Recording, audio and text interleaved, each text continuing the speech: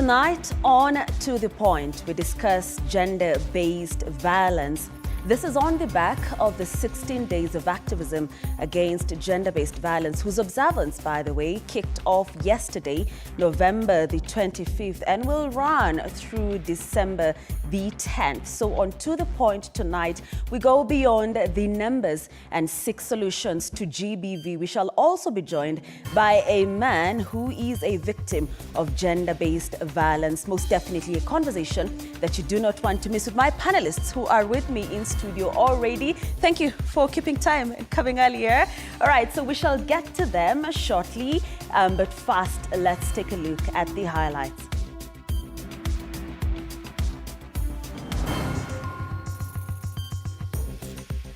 Death and destruction in Makueni, Garissa and the coastal region, courtesy of torrential floods. Juu maji ikipita magoti inakuwa maji mingi. Tunangoja inapungua na wasaidia kupitia kwa hiyo njia. Leaving victims desperate for aid. Diverse opinion erupts following the release of recommendations from the bipartisan talks. Tukaongea na tukasikizana vile tutaweza kusongesha nchi yetu mbele. That we shall not be using violence to sort out our differences. With the issue of the cost of living glaringly absent in the conclusions. One man is dead and several houses and property torched following a night attack in Lamu. Who did it and why? Usalama ambao uko huku hata tumeanza kuwa na shaka. Nobody appears to know. And tonight on To The Point, we go beyond the numbers and seek solutions to gender-based violence. Welcome to the broadcast. We're glad you could join us on this 26th day of November 2023. We invite you to engage with us on our social media handles at TV47 News on X, TV47 Kenya on Facebook, and my X handle is at Grace Korea KE. Our sign language interpreter tonight is Roda Nyamai, and my name is Grace Korea Kanja. Once again, welcome to the broadcast. Now, the ongoing torrential floods have claimed the lives of 4 more people in different incidents across the nation. As the situation seemingly becomes worse, residents of Garissa, Tana River and Kitui counties are being urged to move to higher ground after a swollen Tana River burst its banks. Kenyans are witnessing the trail of destruction left behind by the rains that continue to pound different parts of the country. Tragically, some of that destruction is in people's lives. Makueni, witnessing the full brunt of the killer floods, as 4 more lives were cut short as of Sunday. Among the victims whose bodies were retrieved on Sunday was that of a pastor at AIC Mwamba Church and his unidentified companion. The search for the other victims is still ongoing. Ni Makueni wamepoteza watu wengi. Tukiongea mambo ya watu 8 sasa hapa tuko muone. Ukiangalia Makueni yote watu wamepotea wengi. Sasa kile kinatuumiza ni watu wataishia kwa maji na kuna njia inaweza tumika watu wasiisha. Among those who lost their lives is Wina Zambia, whose brother is Kilome Member of Parliament that year Zambia. The man's lifeless body was discovered some kilometers downstream of River Moa. Reports indicating that he was crossing the river towards his home from the Mangala shopping center when tragedy struck. According to Makueni Emergency Operations Center, in Kilungu, a 16-year-old girl who sat for KCP exams was killed by a mudslide that destroyed her home.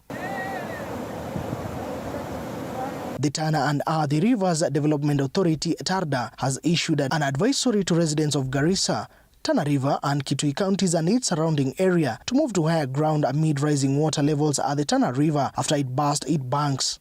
The river broke its banks Saturday, causing devastation in surrounding areas. Elsewhere, the Kenya National Highway Authorities, KENHA, has announced restoration of traffic on the busy Kilifi-Mtwapa Road a day after the road was closed due to the damage on the Mbogolo Bridge by floods. The situation paints a picture of the government's efforts to mitigate the floods' core situation, with the Council of Governors calling for urgent aid to deal with the situation. Let's not be shy shows with the lives of the people of Kenya who are affected by the France. According to the national government, at least 70 lives have been lost and 36,000 households displaced following the intense downpour. William, TV47. Thank you, Moige William, for that. Now, one person has been killed and 9 houses burned down in Marafa and Poromoko areas of Lamu West in a violent attack by unknown assailants. Tension is high as locals come to terms with the attack. Our correspondent, Isaac Famba, with that report. Insecurity in Lamu County has remained a big challenge for a long time, now as locals live in fear of regular attacks. This comes as armed gang with dangerous weapon attacked and burned 9 houses and killed 1 person, while property including livestock and motorcycles were destroyed. Na sasa yeye unaona hana familia hapa. Yeye tu peke yake. Mbuzi zake ndizo zimechinjwa zote, kuku zimechinjwa, hata tunapata vichwa vingine huko kwa barabara ambao vimetupwa kule. Kwa hivyo tunaona wazi ya kwamba nyumba ndio hiyo imechomwa. Unakuta ya kwamba mali yake pikipiki 3 zimeshachomwa. Na kama pikipiki 3 imechomwa, mahindi yameharibiwa, vitu vingine vimeharibiwa vya dhamani, ni nini kimesalia? Hakuna. Na kwa nini tunauliza mara nyingi? Jeshi wakiondoka tu kidogo, wanajulishwa na nani? Jeshi wameondoka wanakuja kufamia watu.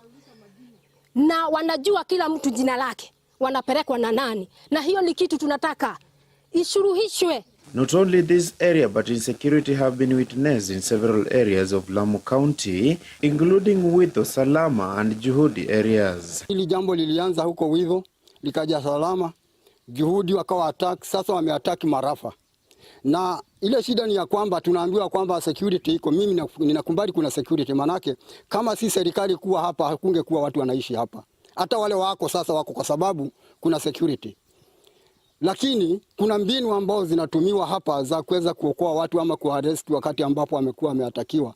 Zinakuwa ni hafifu kwa sababu ile security, barabara ya security ilileta siasa, ikawa ya kwamba barabara ya security inakatwa barabara ya kukawa mashamba, watu wakiwa wanataka tu kujigawia mashamba. Security agencies has now been heavily blamed for its failure, where Interior CS Kithure Kindiki has been requested to intervene. Kama hii jambo imeanzia jana saa 1 usiku na askari wamejulishwa na hatujaona maiti ya hawa magaidi, tunaona maiti ya wenzetu. Hii mambo inatushangaza. It is a situation that has led to more than 10 MPs from Central Region to come out and ask Security Department to flush out criminals in the area. Huyo mtu mchokozi, huyo anataka kuja kuchokora wale wengine ili kuanza kuonekana ni kama kuna vita za makabila hapa. Tunasoma tumkemee katika jina la Yesu Kristo. Isaac Famba, TV47. Thank you, Isaac Famba, for that. Let's move on. And President William Ruto has assured Kenyans that the recommendations by the Bipartisan Dialogue team will be implemented. Speaking in Nairobi, the head of state noted that all the recommendations made by the Dialogue team are practical and good for the country. This even as opinion by leaders from Kenya Kwanza and Azimio la Umoja coalitions on the said recommendations differ heavily. George Maringa reports. It is a cause that from the start was viewed as a solution to the famous maandamano championed by the opposition. But even before the report was out, concerns from a section of leaders were evident. I have a great reservation about the ongoing dialogue. Okay. Because first of all, I don't believe it's honest. Listening to the leaders of opposition, okay, you can clearly tell there is nothing that we are doing there. It is waste of public time, it is waste of public resources, if at all, including that they are taking. One, because the agenda, if you look at them, one is around last year's elections. Which last year's election? I am saying I'm totally uncomfortable. Any serious talks would not take more than 30 days. I've been involved in talks in this country. Why are we prioritizing constitutional amendment like that was the crisis? The crisis we have up to now is cost of living. It is issues of rule of law, like that demolition. Indeed, the deadline was pushed a couple of times, and finally the Dialogue Committee, NADCO, which had until November 26th, released its report. To the head of state, the report is quote-unquote good for the country. I want to congratulate all the teams that were involved in the dialogue process. They have come up with recommendations. I have seen the recommendations. They are in good stead. All the recommendations they have made, they are practical. We are going to work on those recommendations to reduce in areas they have recommended, to do whatever they have recommended in Parliament. Those that belong to the executive, I will make sure that we execute without any delay.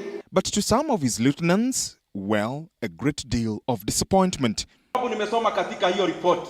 Most of the things for them to be actualized will need a referendum. Kenyans cannot afford another time of contest. Kenyans can only afford time to work because our economy needs work. Co-chair of NADCO, Kimani Ichung'wah, believes he has done justice to his terms of reference. What we said, we have made various recommendations, including on the very sensitive subjects of elections, how we manage our elections, how we manage our economy, and even on the cost of living.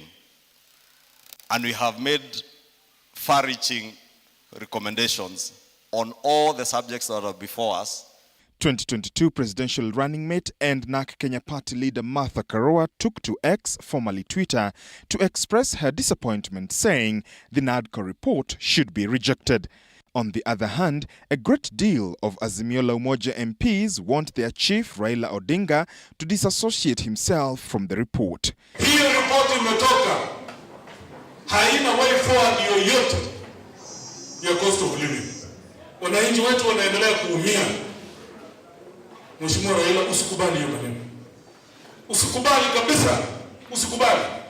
Hivyo ndio wewe ulienda kukaa na ile serikali nyingine wakakuchafulia jini. After weeks, which turned into 4 months for a process that has costed the taxpayer hundreds of millions of shillings, eyes will be on how President William Ruto and his political nemesis Raila Odinga chart the way forward with a threat to go back to the streets in the offing by Azimio leadership. Who will blink first? George Maringa, TV47, Nairobi. Indeed. Thank you so much, George Maringa, for that. Now, during a church service in Kahawa West, President William Ruto affirmed the promises he has so far made to Kenyans and revealed the lessons his government has learned. Making reference to the sermon of the day, President Ruto vowed to change the country and make a difference in the economy of the country. Our very own Chichi Josephine tells us more. President William Ruto has yet again made a promise of ensuring a better Kenya by lowering the cost of living. Ile mimi nataka niwahakikishie ni kwamba tutabadilisha Kenya. Wakati kama huu, mwaka uliopita, unga ilikuwa shilingi 230. Leo ukienda kwa soko utakuta 135. Imepungua, haijapungua? Na ukweli usemwe, ati bila zile subsidy ambazo zilikuwa zinaumiza uchumi wetu, kwa kutumia akili peke yake, Mheshimiwa Rais ameweza kushukisha gharama ya bidhaa muhimu kwa njia kubwa zaidi. He spoke this during a church service at a Priesthood Fellowship Church in Kahawa West, Nairobi, where he also revealed that the reason Kenya is still dragging behind was due to bad leadership decisions from the past. Kunyingi tumekuwa tukijisumbua na kujiuliza maswali makubwa kama wa Kenya. Mbona sisi tulianza na watu wa Korea walikuwa kama sisi, lakini wao sasa wako first world. Sisi bado tuko nyuma. Tofauti ya wao na sisi ni maamuzi ya uongozi.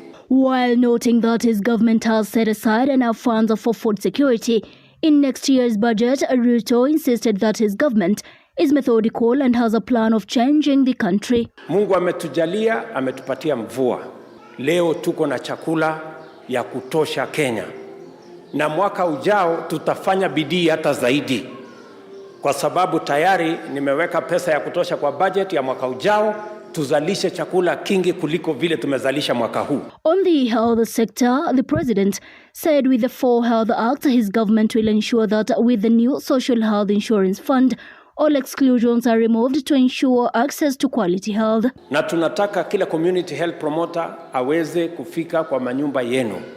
Tuweze kushughulika na mambo ya afya pale nyumbani hata kabla hujaenda hospitali. Employment being one of his campaign agendas, the youth have been promised better deals once the government fully enrolls its employment program. Kenya sasa tuko na watu zaidi ya 120,000 wanafanya kazi katika program ya housing. 120,000. Mpango yetu ni kufikisha watu kati ya 300,000 ama 400,000 wanaofanya kazi once we roll out our program in full. Chichi, Josephine, TV47. Thank you, Chichi Josephine, for that. Now, the government's new higher education funding model aims to free universities from the financial struggles they have faced and provide students with greater access to high-quality education. This is according to the Cabinet Secretary for Education, Ezekiel Mashogu, who affirms that this demonstrates the government's commitment to ensuring that the new funding model is implemented without hitches. CS Mashogu saying that the focus will be on nurturing critical thinking, innovation and skills development to prepare the youth for the challenges and opportunities of the 21st century.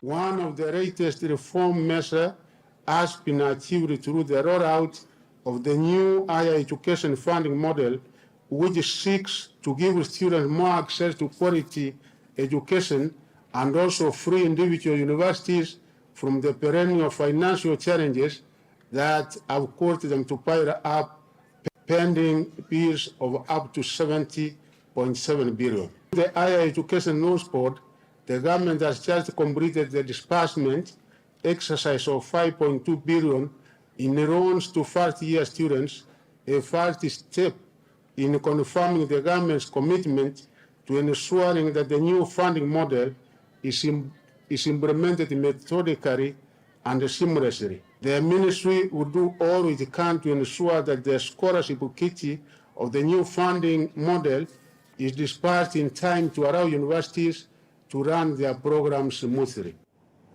And the Ethics and Anti-Corruption Commission has raised concerns over a rise in runaway corruption perpetuated in county governments. EACC Vice Chairperson Dr. Monica Mwiru says despite counties receiving approximately more than 1.5 trillion shillings since the inception of devolution 10 years ago, some counties have stagnated instead of progressing in terms of development. Mwiru noted that lack of accountability structures and failure to entrench and adhere to strong systems of governance has encouraged embezzlement of public resources and unethical practices in devolved units. Recognized universally that the fight against corruption achieves far-reaching impact when the leadership of an institution upholds the core values of good governance and is committed to transparency. We will examine the existing policies, guidelines, procedures, and practices applied in operation of the county executive and assembly. We will analyze the status of adherence to policies, guidelines, and procedure.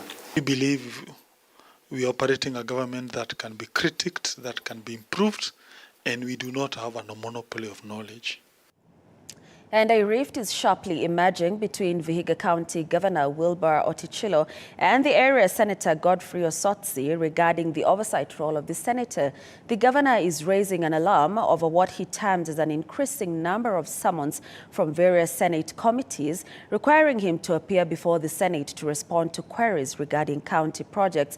According to the governor, this year alone, he has received 4 summons from different Senate committees while responding to issues ranging ranging from an alleged influx of ghost workers within the county payroll, a stagnated water project, as well as pending bills. However, the area Senator Osotsi has dismissed the county chief's sentiments, insisting to push for high level of accountability, further stating that the move majorly aims at ensuring the locals receive quality services from the devolved unit.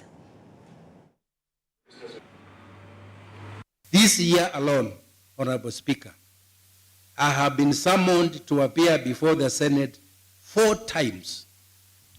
Honorable Speaker, I wish to request this Honorable County Assembly, through you, for a consultative clarification from the County Assembly's Forum on the roles of the County Assembly and Senate when it comes to efficient and coordinated oversight. Ninataka kumwambia mara ile ni kidogo. Baraza wa Kakamega ameitwa mara 7. Na Senate ikikuita haikuiti kwa sababu wamekuonea. Senate wanakuita uende tu pale, kama iko makosa kidogo uambie hapo au masenators makosa iko wapi. Ukiwa na majibu unajibu swali na mambo inaishia hapo. Kama una majibu wanakuambia enda utafute majibu. Kwa hivyo what we are doing, we are not being personal. And the narrative of street children continues to inspire many in Embakasi area of Nairobi, with a few saved from suicide by Embakasi Center in Tasia, which was founded by the Uprising Education Center Director Catherine Mwindi. Samuel Mumo is among the rehabilitated children who scored 378 marks, and Tracy Boera Osoro scored 370 points, saved from suicide at the point of exhaustion due to her family's financial hardship. She believed everything was lost and chose to almost take her own life with a rope at the beginning of this year after her family was unable to acquire the necessary funds for her to transfer to a secondary school. While recounting the January 2023 incident, her mother, Jacqueline Nyasimi, was unable to contain her emotions and said that she hurried the daughter to the facility where she had a proper guidance and counseling session.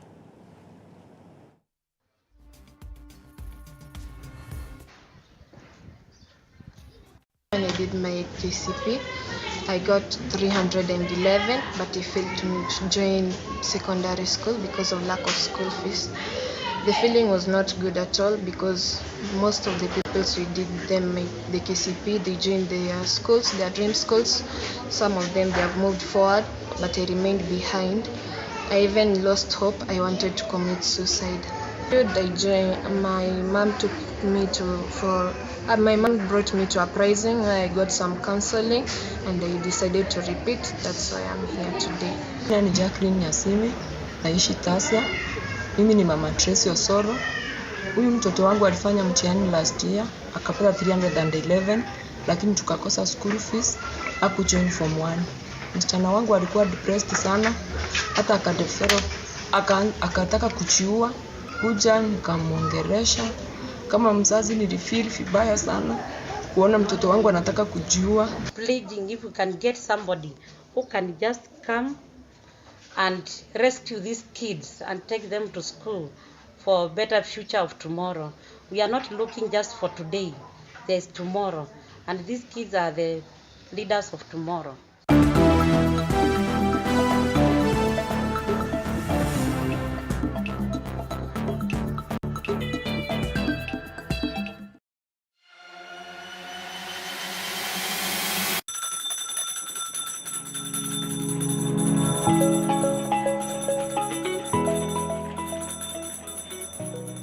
Wanasema wasemao kuwa elimu ni bahari haiishi kwa kuchotwa. Wakati mwingi natangamana na wanafunzi madarasani, sio kama mwalimu bali kama nahodha kwenye kipindi cha tasnia ya elimu. Na iwapo utanikosa madarasani, basi utanipata nyanjani nikisaka habari zenye usawa, ufasaha na ukweli. Na iwapo utanikosa nyanjani, bila shaka utanipata studioni. Hapa nikisoma habari na kuendesha mijadala mikomavu. Mimi ni Andrin Kilemi, mpenzi wa lugha ya Kiswahili na elimu kwa jumla.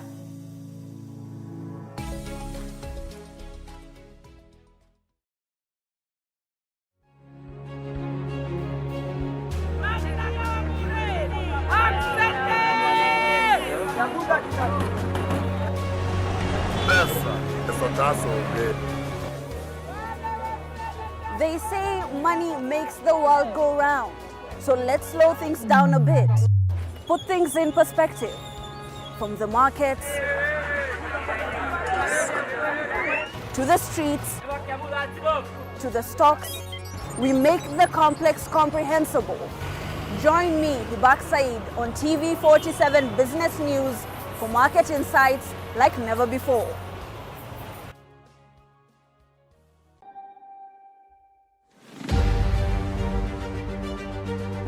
What's making the headlines? What does it mean to you? How does it affect you?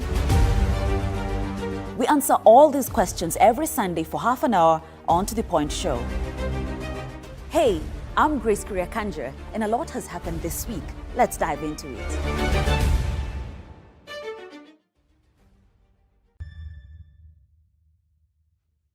The news that matters the most is the one that hits close to home.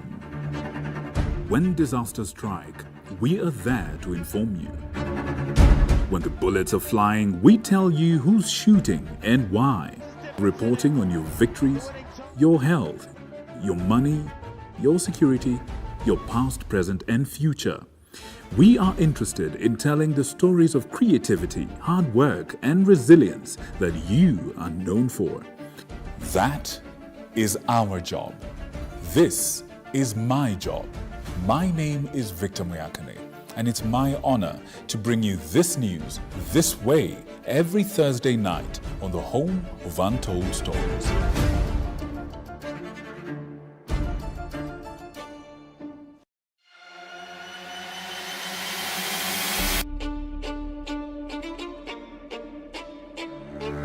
Katika majengo haya, hapa ndipo sheria zinapotungwa na zinapopakuliwa. Nitakuletea viongozi mbalimbali, mirengo mbalimbali, wote kwa pamoja wakipika na kupakua. Tutawapa nafasi kuweza kuangazia changamoto na mafanikio ya ugatuzi katika ukumbi wa siasa kila siku ya Jumanne kuanzia saa 1 kamili na kuendelea.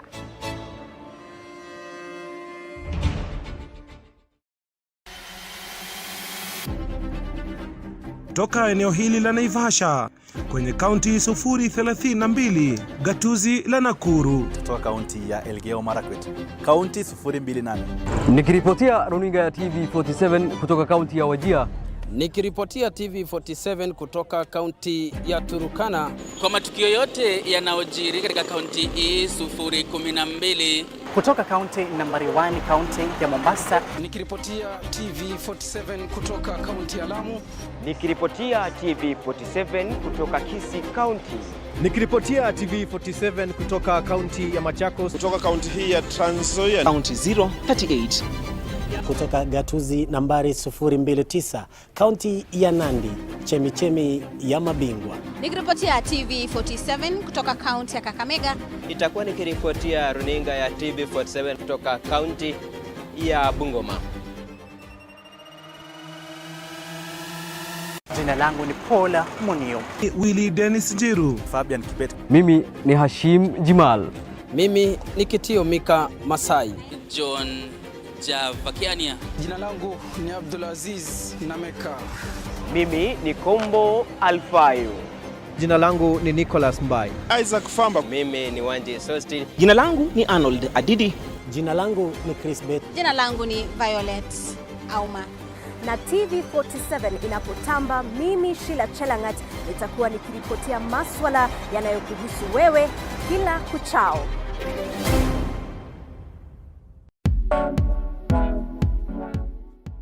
Every Thursday 7:30 p.m.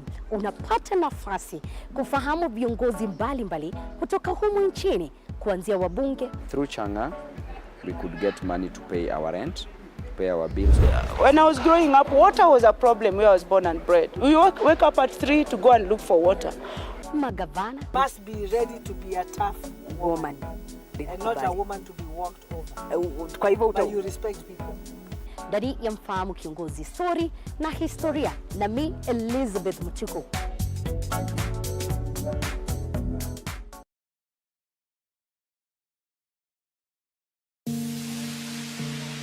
Well, if it is happening, then we are definitely talking about it on TV47's Disruptive Friday.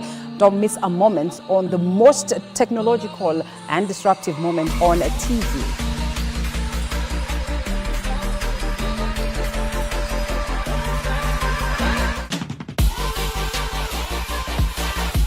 From groundbreaking AI breakthroughs to the latest ingenious innovations, we have it all covered for you.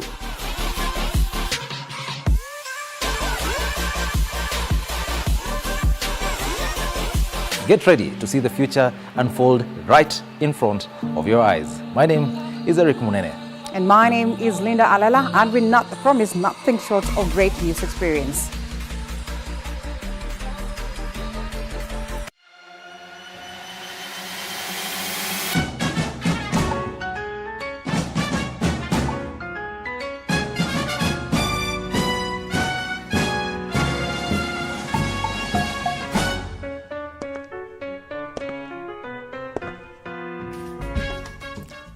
The thing about coffee is it means different things to different people. To some, it is what gets them going every day.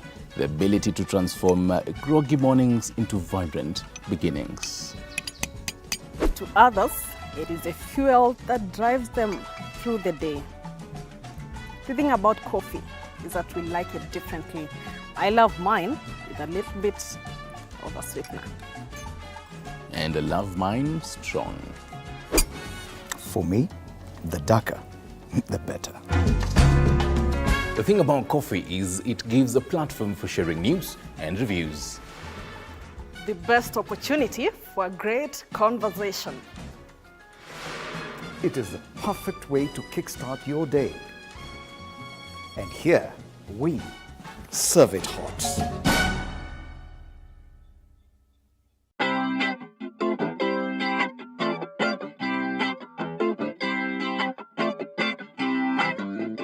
Let Kids on the Block take you to the most fantastic place on television.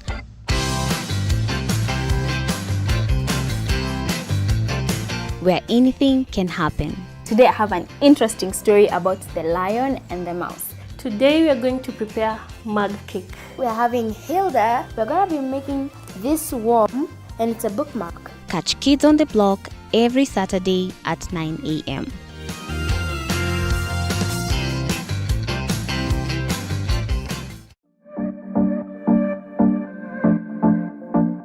Everyone is obsessed with property.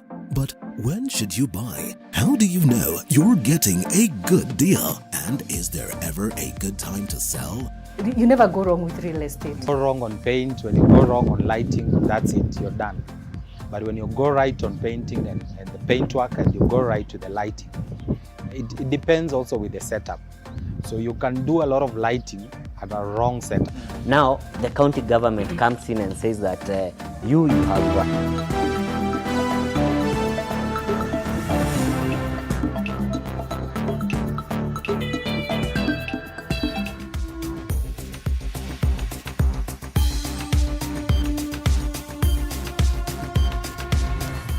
Thank you so much for staying with us. Time now for To The Point, and like you know already, so on To The Point tonight we break down the 16 days of activism against gender-based violence. Now I know you have probably heard of this period where the world comes together, dons the color orange and declares their stand against GBV. But I'll give you some history, okay, because that is my job. So this day is commemorated by, it's definitely held to mark people campaigning against GBV, which is an international civil society-led campaign that takes place each year. It commences on the November 25th, which is the International Day for the Elimination of Violence Against Women, and ends on December the 10th, which is actually the Human Rights Day, indicating that violence against women is the most pervasive breach of human rights worldwide. And I want us to pause there because at this point I want to engage my panelists. Madam Sunita Kamenya, who is the Regional Policy Specialist, UN Women East and Southern Africa Regional Office. Karibu sana, thank you for joining us tonight. And Madam Diana Kamande, who is the Board Director, Anti-FGM Board, and a GBV survivor herself. Karibu sana, Madam. Mr. Michael Onyango, who is a member of the Men Engage Alliance, that is Kemere, and the Executive Director of Movement of Men Against AIDS in Kenya. Karibu sana, sir. And we shall be joined by a gentleman who himself is a victim of gender-based violence. And I post here, ladies and gentlemen, because I want to talk about how we observed this day today. Yeah, I know the beginning of the observance started yesterday, November 25th, but let's talk about what we did today. I know there was an activity on Nairobi Run Against GBV. Yeah. Who wants to go first? How did we mark this day? Go ahead. Do I choose? Sunita, you go first. Sure. So I had, yes, it was a great start to the day. I actually went this morning with my husband to the run, the walk and run, and it was really nice to see the mobilization of different partners, of different parts of society, even the Boda Boda riders coming out in commemoration of this day. Diana? I was in the same place. Very early in the morning, we braved the chilly morning, we ran, and I ran with a purpose because I want to see an end on gender violence on women and children, and also on my other cause, I want to see end of gender violence meted on widows and their children, and also because of the clarion call, Leave No One Behind by the UN Women, I think it's important to not to leave our men and boys behind. Most definitely. Mr. Michael? Okay, thank you very much. I was actually at home being creative. Trying to actually come up with a few songs about GBV because I want to sensitize and express myself through music so that at least I can be able to use the art to sensitize more men within the community, because at times you find that reaching out to men is quite challenging, especially in a situation where you want to express something of value to them. So I thought using art as a way of expression and actually reaching them is quite much more effective. I like that. So I'm going to throw you to the deep end. Give us a line or two. Okay, wanaume unyamaza sana wakati wako na shida, na wakati mwingine huwa wanashindwa la kufanya. Those are some of the lines that I'm trying to come up with a song. Okay, and you know what? This was on I think my second paper here on my list of questions, but you've brought it up, and I want us to discuss it now because you have brought it up. How do we get rid of this shame and embarrassment of GBV on the men? It's a little bit tricky because at times, culturally and traditionally, a man is supposed to be somebody who is capable of handling different kinds of situations. When it comes to an environment where now the man himself is exposed to violence, regardless, because there are so many types of violence, they are scared of coming out and talking about it because they will be shamed. They feel they wouldn't be in that position of standing up as a man. And that is the myth we as an organization is trying to actually demystify, because at times the notion that a man is somebody capable of withstanding so much pain is not valid. Yeah. Yeah. Madam Senator, why is it so hard for the men to come out and speak about this? In fact, tonight we're going to be joined by a man who is a victim of GBV, but he's going to join us anonymously. So I think what's really important to remember is that everyone deserves to live free of violence. And the same root causes that perpetuate gender-based violence against women also contribute to gender-based violence that men experience. And so we need to really unpack what are those norms that hold up men's power over women and over other men that don't conform to social norms about what it means to be a man.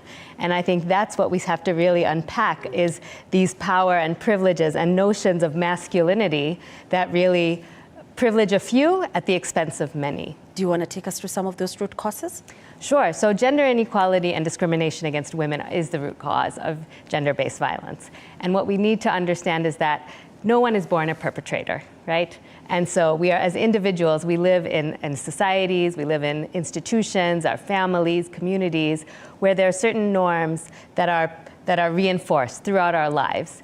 And we have to really understand how individuals operate within those structures and how those structures reinforce power imbalances in what we see. And so I think this is where it takes all parts of society. It takes civil society, government, private sector, media, working together, because no one institution or sector can address this alone. But we do have to remember that as individuals, our actions and our experiences are also influenced by what's around us. So it takes a comprehensive approach. Most definitely. It takes a village. I like to say that. Madam Diana? I would love to say that the way the society is constructed and also the way we are socialized. Men are socialized that they're like kind of supernatural human beings. They should not cry when they feel pain. They should not face this situation in this way. When they behave in a certain way, they are told you're behaving like women. And this is something that I've taken it upon myself. I don't have any boy child of my own, but I bring up my nephews. Whenever they come to visit me, I tell my nephews it is okay to cry as a man. It's okay to express yourself. Nobody should tell you. And some of these things you find, especially in my culture where I'm born, you find when they're being taken through their rite of passage, circumcision, this is when they are told, now you don't cry, you are a man, you have become a man enough. No, if you're going through a situation, please vent it out, speak it out. And this is what has helped us as women. You find as a woman, I have my fellow woman who is a very good friend of mine, or even when I go to salon, I'll just go there, and when I hear a story about maybe what the husband did, then I'll vent out. But for a man, he was told he's supposed to be a man, so he just goes and creates his own cocoon and hides in that cocoon. And I have to do this because that statement, men don't cry, this is the third time we're mentioning it on this show, to the point, I think for 3 consecutive Sundays. And you're my witness, right? So because of that, Mr. Michael, should men cry? Do you cry? Ebu, tell us. Yeah, I do cry. Because, for instance, when I'm emotionally in pain or I feel like crying, it's healthy. Because why not cry when you feel like crying? Because crying is an expression of how you feel deep inside. That's true. Yeah, and culturally, that learning of actually being socialized to believe that you are not supposed to cry when you feel pain is not right. And that's what we are trying as an organization and a movement to actually engage with men within the communities that we come from and where we operate, to try to understand that men too have feelings. And they go through hard times. And like she said, Diana said, we need to actually help men open up and talk about those issues. And by so doing, they start to heal. But when they go or undergo a lot of trauma or challenges in their lives and they are not talking about it, then it becomes a problem. And later on, it might come out as a greater challenge to the society when now violence is actually meted out to not only the nearest family members, but to society at large. Sure. Sure. All right, let's move on with To the Point and take a look at the theme of these 16 days. Now, the 2013 or 2023 actually theme is Invest to Prevent Violence Against Women and Girls, which will also focus on the importance of financing different prevention strategies to stop violence from occurring in the first place. So I need us to react to this, but I'm told we have a break in a minute. So can we take the break right now? Mr. Inonda? All right, so let's take that break. Stay with us. We'll come back with To the Point.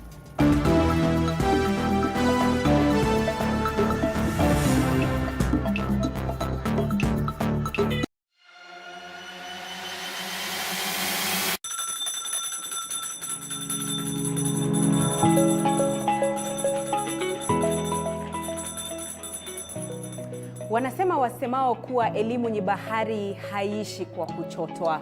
Wakati mwingi natangamana na wanafunzi madarasani, sio kama mwalimu bali kama nahodha kwenye kipindi cha tasnia ya elimu. Na iwapo utanikosa madarasani, basi utanipata nyanjani nikisaka habari zenye usawa, ufasaha na ukweli. Na iwapo utanikosa nyanjani, bila shaka utanipata studioni hapa nikisoma habari na kuendesha mijadala mikomavu. Mimi ni Andrin Kilemi, mpenzi wa lugha ya Kiswahili na elimu kwa jumla.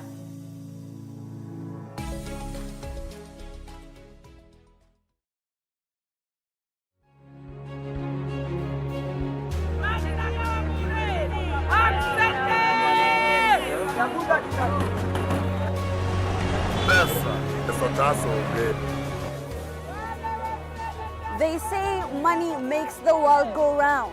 So let's slow things down a bit. Put things in perspective. From the markets to the streets to the stocks, we make the complex comprehensible. Join me, Hibak Said, on TV47 Business News for market insights like never before.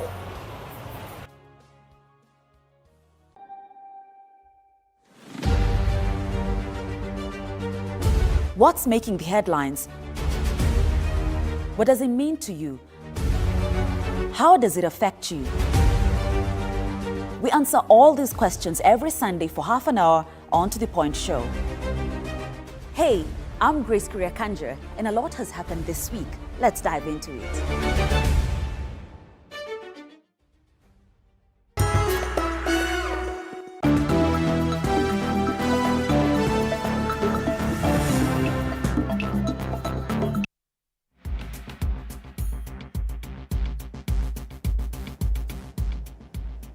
All right, thank you so much for staying with us. We carry on with To the Point, and of course our conversation tonight is on the 16 days of activism against gender-based violence. And before we took a break, we did talk about the theme, the 2019-20, why do we keep saying, well, it actually reads 2013. 2023. Okay, 2023. So the theme, invest to prevent violence against women and girls. And Madam Senator, when I engage you on this, how exactly do we actualize this thing?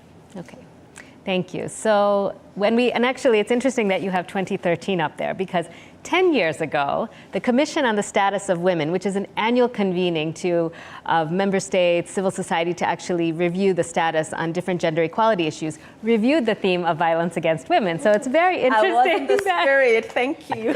But what I can say is 10 years later, we actually have so much evidence of what is required to prevent violence against women from happening. So we have the evidence as what's needed. What we're missing is really the investments and the political will to make it happen. Why is that? Well, I think it goes back to what you were saying with the previous conversation of why are we still seeing, this level of violence against women? Because the structures of power in place do not prioritize this. They don't privilege, that this is something where, again, women's issues, the violence that women experience, is not seen as a priority. It's not recognized for the considerate and significant costs and consequences that it has, not only on individuals, but society at large and the world at large.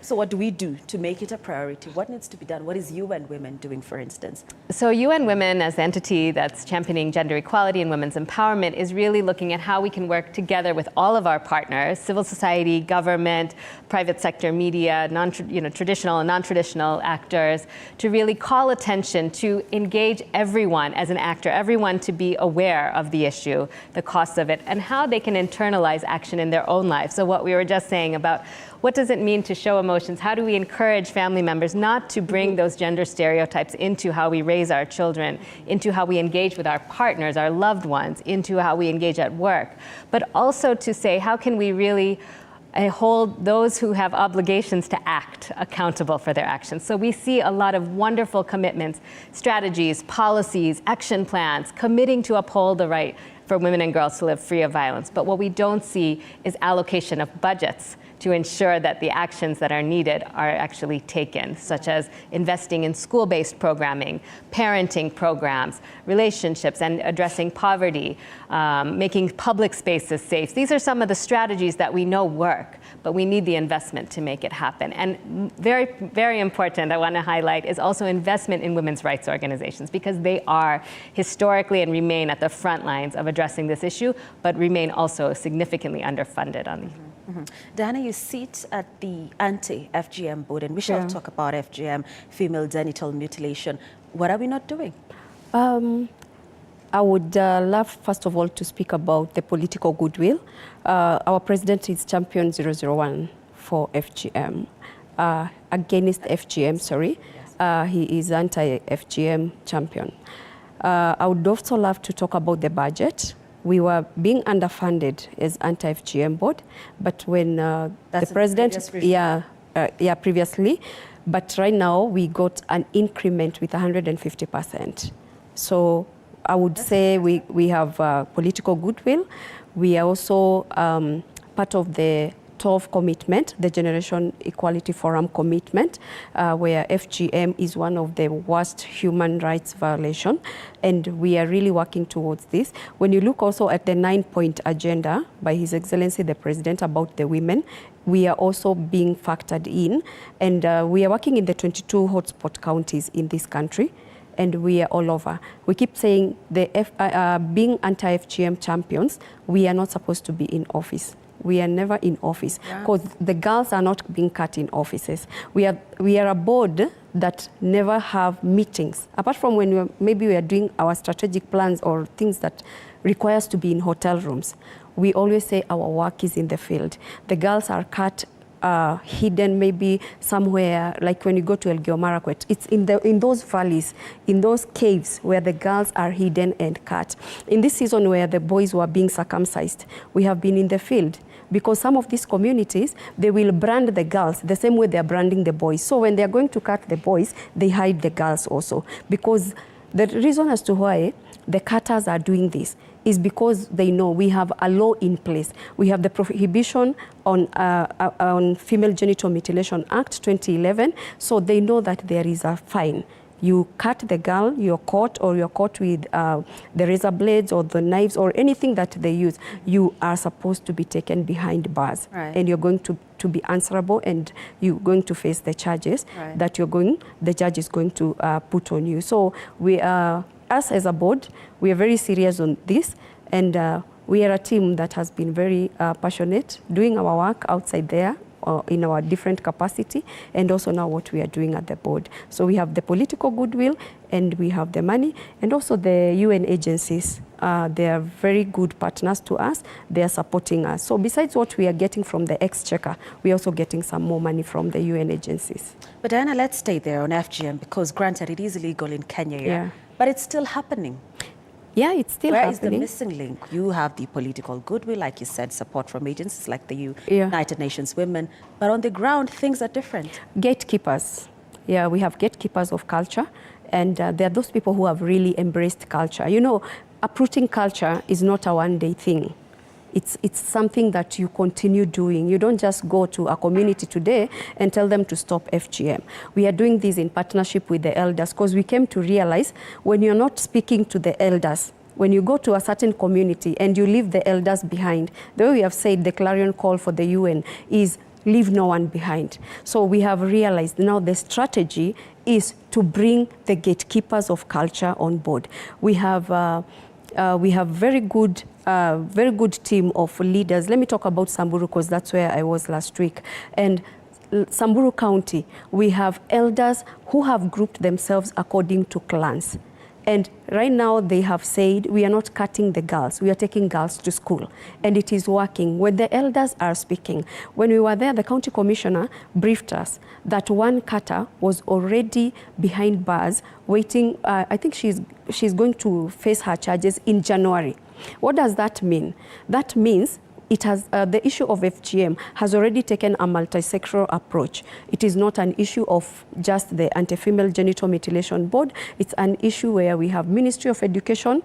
One of our board directors is from Ministry of Education. We have Ministry of Health. We have Treasury because of the issues of funding. We have also the youth, because we need the voices of the young men. Men and FGM is another issue, is another whole team that we are working together with. So as we have said, we can never leave anyone behind, and we are working together as a team to end FGM. All right, okay. Yeah. Mr. Michael, I know I haven't engaged you since we came back from the break, but stay with me, okay? I shall come to you. So there are different types of violence against women and girls, and I want to take you through some of them. According to the UN Women, now top on the list is intimate partner violence, which refers to behavior by an intimate partner or ex-partner that causes physical, sexual, or psychological harm, including physical aggression, sexual coercion, psychological abuse, and controlling behavior. This is one of the most common forms of violence experienced by women globally. Now, next is sexual violence, which is any sort of harmful or unwanted sexual behavior that is imposed on someone. Now, it includes acts of abusive sexual contact, forced engagement in sexual acts, attempted or completed sexual acts with a woman without her consent, sexual harassment, verbal abuse, threats, exposure, unwanted touching, incest, and others. Next is femicide, which is the intentional killing of a woman or a girl simply because she is a woman or a girl. The gender-related motivation of the killing may range from stereotyped gender roles, discrimination towards women and girls, to unequal power relations between women and men in society.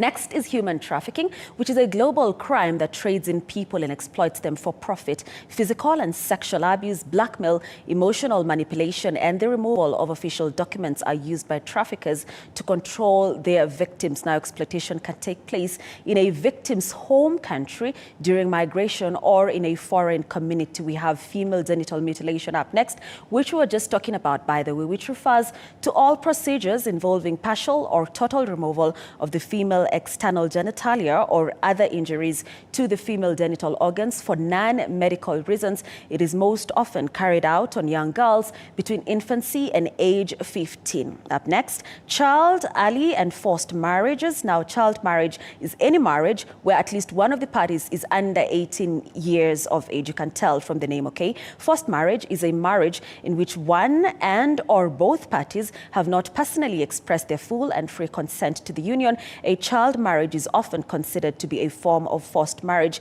given that one or both parties have not expressed full, free, and informed consent. And lastly is online or technology-facilitated violence, which is violence against women that is committed, assisted, aggravated, or amplified by the use of information communication technologies or other digital tools that results in or is likely to result in physical, sexual, psychological, social, political, or economic harm or other infringements of rights and freedoms. Let's pause there. And I want to engage you now, Mr. Michael, and I want to ask whether you're feeling left out, because I have just said there are different types of violence against women and girls. I didn't have and men on that list. No, we don't feel, as a man, I don't feel left out, because all those forms of violence, men go through them too, but in a different way. And as an organization, we also try to creates awareness within the communities that we work in, especially targeting the gatekeepers like Diana had mentioned, because we want to have discussions where we identify what they do understand by all those forms of violence and if they have gone through them, so that they can start now relating the types of violence within their lives. If they have experienced any form of violence, then they are able to talk about it. And we try to, in our sessions, try to transform them so that the perpetrators, sometimes within the community, the perpetrators who commit the forms of violence are not conscious that they actually commit the violence. And in a situation where we identify that someone has a problem, then we try to refer them to institutions where they can seek help and be supported to overcome and probably also cope with the issue. Most definitely. So we are due for another break, but before that, let me take you through this next slide very fast. That is because after the break, we shall be joined by our other panelist who is a gender-based violence victim, okay? So listen to this. Now, despite many countries passing laws to combat violence against women, weak enforcement and discriminatory social norms remain significant problems. Globally, an estimated 736 million women, that is almost 1 in 3, have been subjected to physical and or sexual intimate partner violence, non-partner sexual violence, or both. Now, at least once in their life each year, 245 million women and girls worldwide experience physical and or sexual violence from intimate partners. More than 4 in 5 women and girls, which is actually the next slide here, which represents about 86%, live in countries without robust legal protections against violence. Let's pause there. We shall come back and talk about this bit, robust legal protections against violence. But we're due for that break. Let's take that break. Stay with us. We come back with more on this discussion on the 16 days of activism against gender-based violence. Stay with us.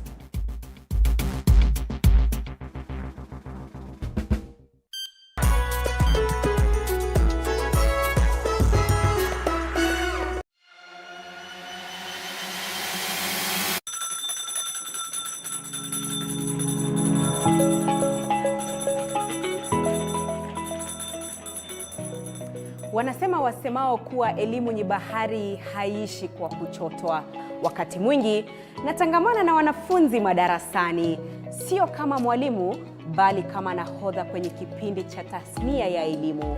Na iwapo utanikosa madarasani, basi utanipata nyanjani nikisaka habari zenye usawa, ufasaha na ukweli. Na iwapo utanikosa nyanjani, bila shaka utanipata studioni, hapa nikisoma habari na kuendesha mijadala mikomavu. Mimi ni Andrin Kilemi, mpenzi wa lugha ya Kiswahili na elimu kwa jumla.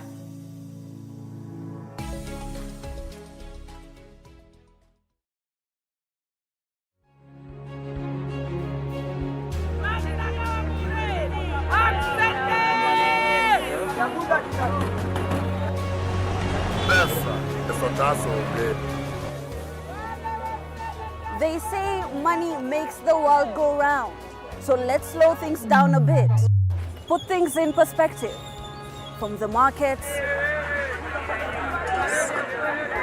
to the streets to the stocks, we make the complex comprehensible. Join me, Bipartisan, on TV47 Business News for market insights like never before.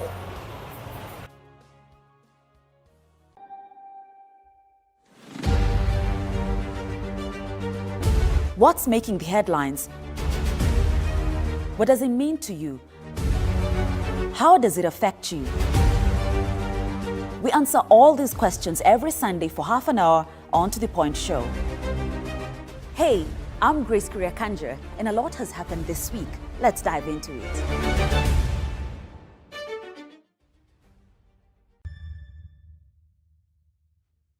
The news that matters the most is the one that hits close to home.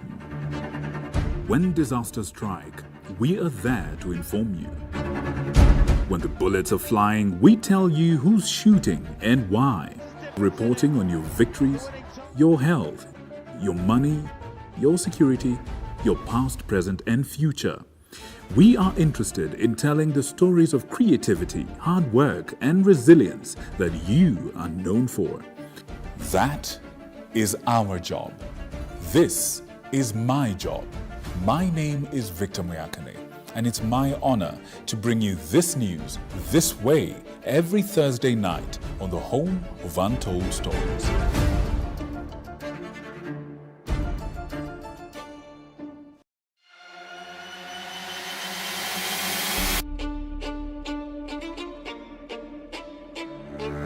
Katika majengo haya, hapa ndipo sheria zinapotungwa na zinapopakuliwa. Nitakuletea viongozi mbalimbali, mirengo mbalimbali, wote kwa pamoja wakipika na kupakua. Tutawapa nafasi kuweza kuangazia changamoto na mafanikio ya ugatuzi katika ukumbi wa siasa kila siku ya Jumanne kuanzia saa 1 kamili na kuendelea.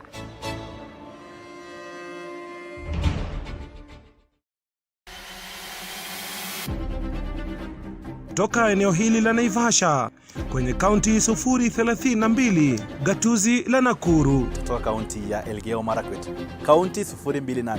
Nikiripotia runinga ya TV47 kutoka kaunti ya Wajir. Nikiripotia TV47 kutoka kaunti ya Turukana. Kwa matukio yote yanayojiri katika kaunti hii 012. Kutoka kaunti nambari 1, kaunti ya Mombasa. Nikiripotia TV47 kutoka kaunti ya Lamu. Nikiripotia TV47 kutoka Kisii kaunti.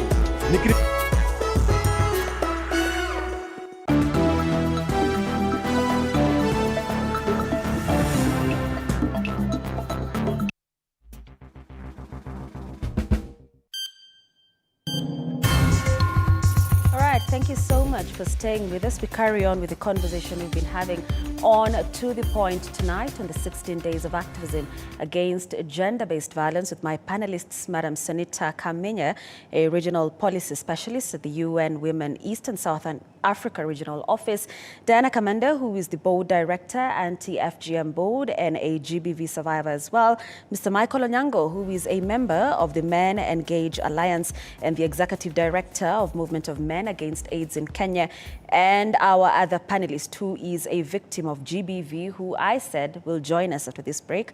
But hang on a little, okay? We're still trying to connect with him. He shall join us once we are set. But I again said that we shall come back and discuss this.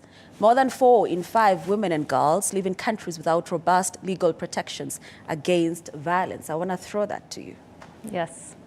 So the reality is that we have, a scattering perhaps of laws, policies, but when we start to look at them, and particularly in contexts where you have plural legal systems, right, and justice systems, there's a disconnect sometimes between what's protected and then what's not protected. So I think what we're calling for is, countries to really put together comprehensive action plans and strategies specifically addressing gender-based violence. And the good thing to say is in East and Southern Africa, we have 18 out of 25 countries that actually have developed these dedicated plans and strategies. So there is, hope, and I think we are seeing some positive movement. It's just very important to keep working towards that and keep attention to closing those gaps in protections under the law. Mm-hmm. Yes. Take it up, Diana. Okay, for me, I would say we have very good laws as a country. Protection Against Domestic Violence Act 2015 is one of the very good acts we have in this country. The Sexual Offences Act, Prohibition Against Female Genital Mutilation Act, among other acts. I think where I see the gap is the justice system. By the time the victim gets justice, something happens in between there. I don't know where the disconnect arises from, because we have very good laws. I think when I went to Commission Status for Women in 2019, when we were discussing about the resolution on widowhood, which was passed last year, the commission status for women. I came to realize everybody was praising Kenya in that panel because of the very good laws that we have as a country. But now when it comes to the justice system, I think we need to talk to the judiciary. Something is wrong somewhere. But the laws are very good, but also I can still say they're working on something because we've seen new courts for GBV since we got the new CJ. So I would say something is being worked on, but I think we need to raise our voices more and more. You know, the moment you keep quiet, you can never blame anyone. But the moment you continue raising your voice, you're going to see a change. So for me, I would applaud our country, I would applaud our members of parliament. We have very good laws, but now when the victim, the survivor goes to court, let them get justice according to what we have put on paper. Most definitely. Yeah. All right, Mr. Michael, I want to engage you on the numbers which I read before we took the break. And we have specific numbers for the men in Kenya, we shall get to that. But I mentioned 736 million women. That is 1 in 3 who have been subjected to physical, sexual, intimate partner violence or non-partner sexual violence at least once in their life. That figure, it's staggering, it's shocking. Yeah, I think the numbers are quite shocking. But there needs to be more research to be done to actually identify men who are exposed to gender-based violence because of the reasons that sometimes they are unable to report whatever they are going through, so that the cases are not taken up or the numbers are not actually identified. The data that is there could be actually higher, but because the men who are experiencing or who are going through gender-based violence are not coming out to report because of so many issues that would prevent them even talking about it. Yeah. Madam Senator, granted this is UN Women here, but he's talking about statistics of men who are going through GBV. Are we likely to see that at some point? There is. I mean, in terms of administrative data, there are a lot of efforts to strengthen. When we say administrative data, what we mean is the institutions that are providing services for survivors, whether health sector, justice sector, police, social services, the statistics, the data that they help, making sure that making that more disaggregated, more accurate. But I would just say that even the numbers you are reading are underreported because there are so many barriers that prevent women and girls from reporting, such as the shame, victim blaming. How many times would a survivor go to a police station or a court or even a family member and be told, well, what were you doing at that time? Or what did you do to instigate this? The victim blaming. How are you dressed? Exactly. I hate that question. I love it. It's how many phrases? There are so many phrases that we are all aware of and we hear that are normalized to blame victims, right? And so I think this is something that is a major barrier. On top of that, there's a lot of pressure to keep families together, to not be the one to disrupt, to create problems, to disclose information that could bring so-called shame on the family. So there's so many barriers. That's true. Financial barriers, time barriers. There's many, the cost, the length of time it takes to take a case through the process, and then reporting an incident to where you might not have confidentiality if you're in a small community, where you might not have the energy to be re-victimized through the process of having the barriers go on and on. So I would just say that the underreporting is there even for the numbers where we have data. And I think that's where, again, going back to the theme of invest to prevent. Prevention is more cost effective, it's more beneficial than response, right? Sure. We need to have response, of course, because the human rights violation is so pervasive. But at the same time, we really need to step up our investments in prevention. And that's what this year's 16 days is about. Diana, this is where you come in. Because, apart from being board director and TFJM board and so many other titles that you hold, the Widows Association, which you are the chair lady, You are also a GBV survivor. Sure. What pushed you to come out? And in this case, not just to certain people or certain offices, but to the world. Yeah. Because I cannot think of anyone who doesn't know your story, Diana. What pushed me to come out was I felt that it should have ended with me. There was that push in me that no other woman was supposed to go through what I went through. It was painful, it was shameful, as she has said, and I also got those barriers.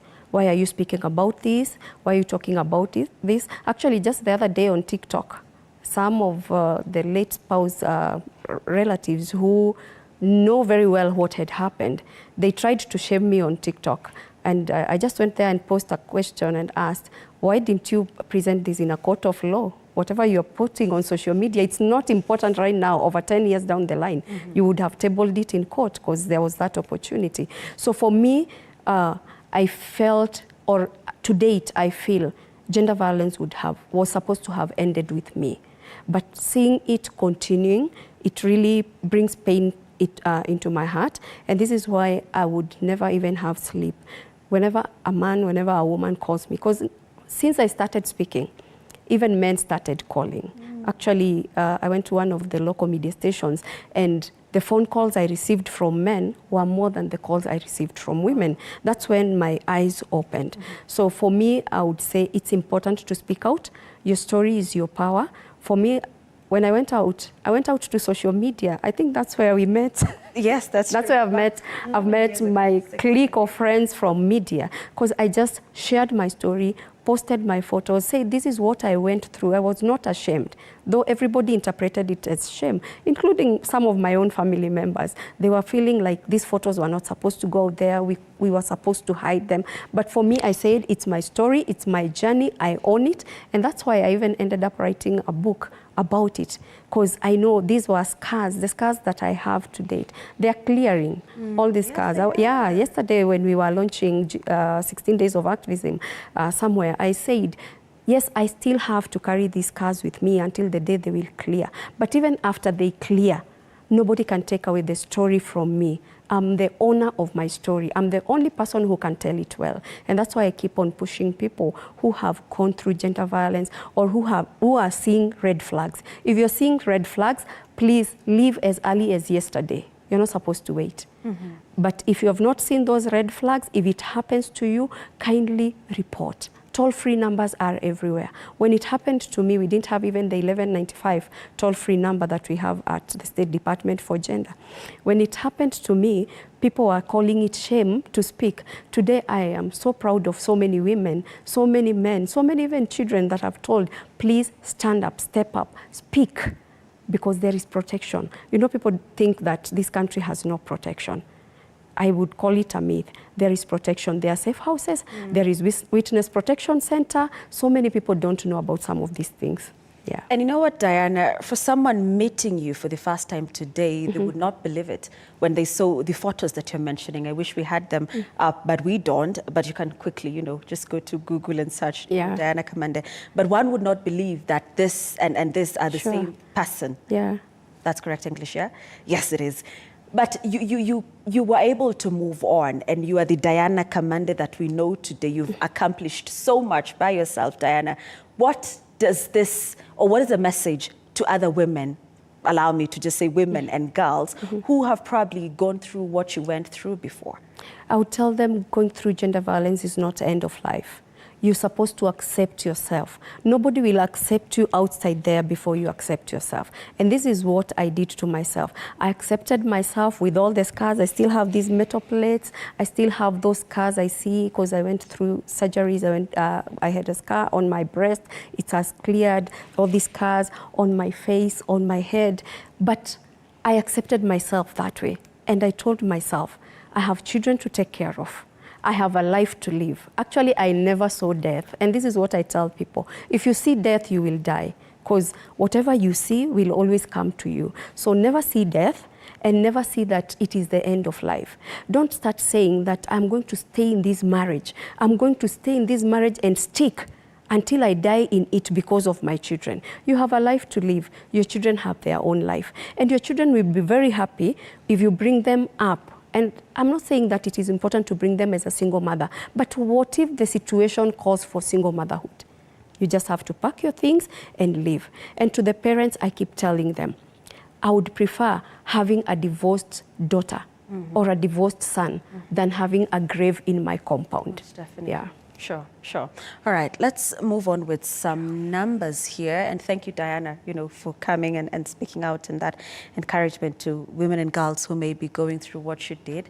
Let's take a look at some other numbers here. And a global study by the Economist Intelligence Unit found that 38% of women have had personal experiences of online violence, and 85% of women who spend time online have witnessed digital violence against other women.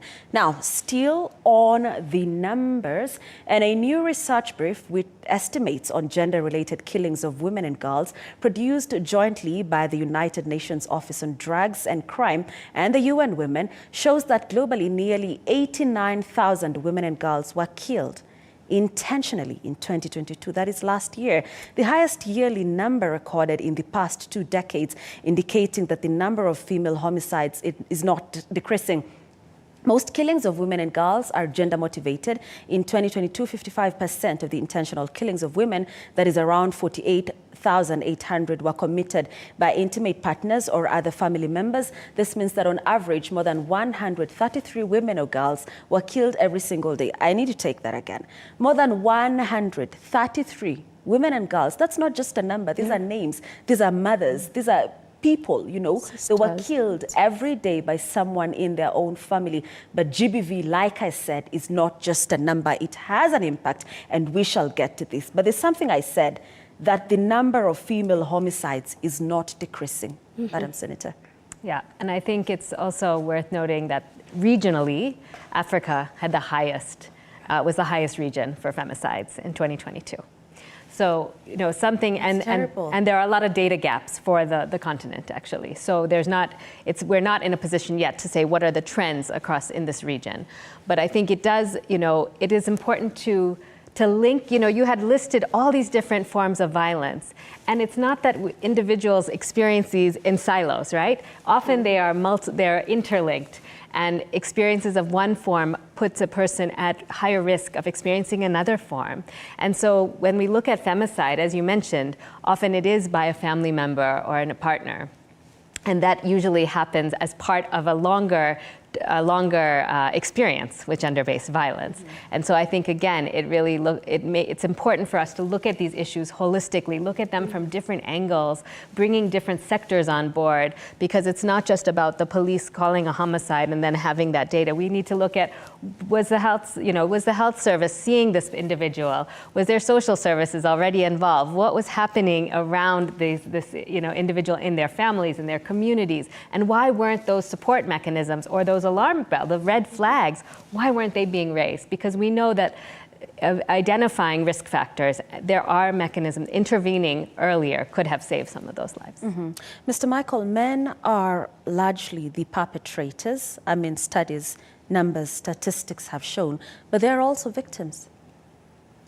Yeah, men are also victims, but I would say to a larger extent, women are exposed and are actually at the forefront of actually facing the killings. And as a community, we try to sensitize the communities to be able, like Diana had said earlier on, that when you're experiencing violence, you need to talk about it and probably get out of that relationship, whether you are a man or a woman, because death does not actually choose whether you are a man or a woman. The circumstances that you find yourself will determine when to leave or to go and report a situation that you feel needs to be reported, so that action is taken and the perpetrator is arrested or taken to or prosecuted or taken to a place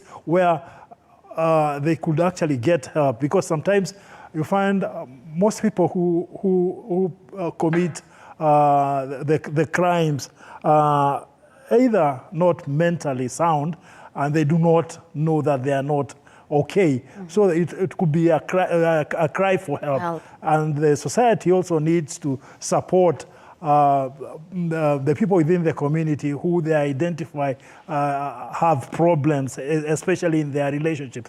You'll find that in most of the communities that we work in, neighbors will be having information of a neighbor who is being exposed to violence, but they do not talk about it because they're also afraid. They do not want to interfere. But I remember when we were growing up, we wouldn't see a woman being or a lady being victimized and then keep silent about it. We would engage and actually stop it from happening altogether.